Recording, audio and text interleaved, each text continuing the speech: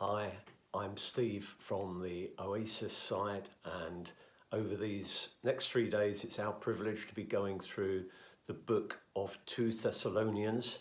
If you've been watching the recent devotions on 1 Thessalonians, you'll probably know that Paul wrote these letters to encourage the church and address some misconceptions or ignorance about various issues related to the return of Jesus Christ, his second coming.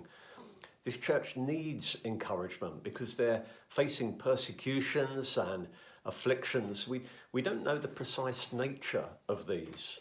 Afflictions probably refers to, in a general sense, the stresses, strains, and difficulties of living in that time.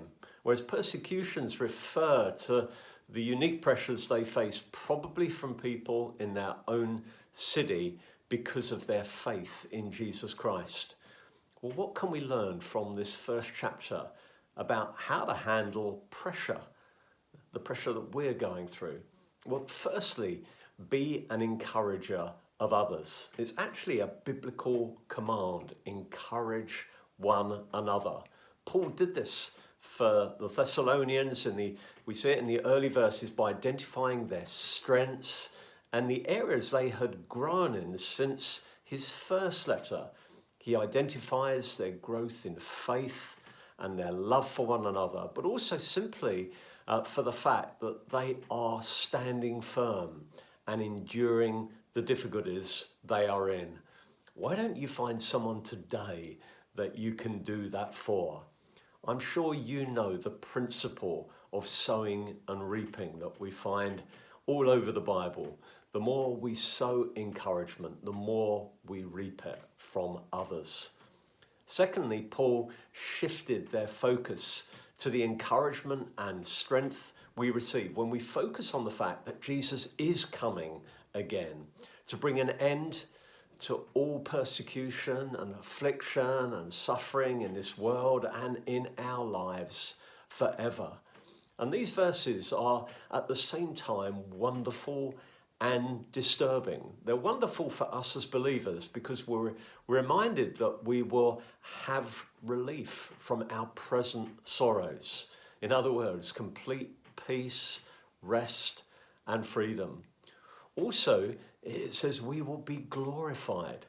We'll be transformed to be like Jesus. That's what we were originally created for, to mirror the image of God.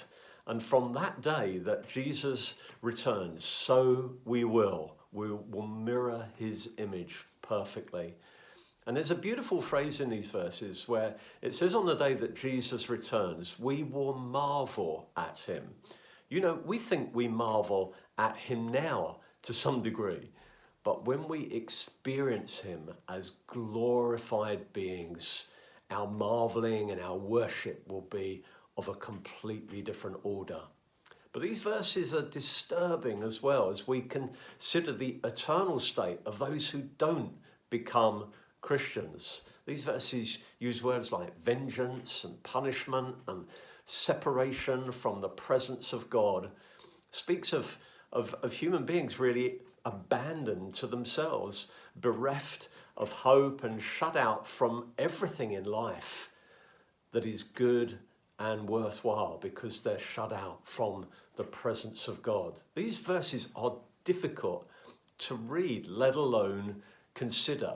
It can seem to us as if God is spiteful, but we need to understand that his judgment is always just and appropriate for those who have rejected the good news of forgiveness and the gift of righteousness that is available in Jesus Christ. Sometimes we just don't fully understand the weight of our sin and its offensiveness to God.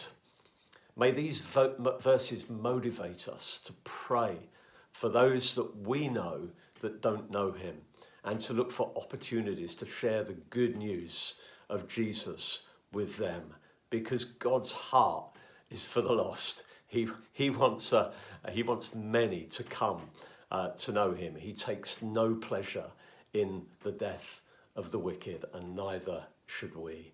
Finally, let me close by addressing a verse that may concern you. In verse 5, it speaks of being considered worthy of the kingdom of God. Now, we can hear that and then feel pressure.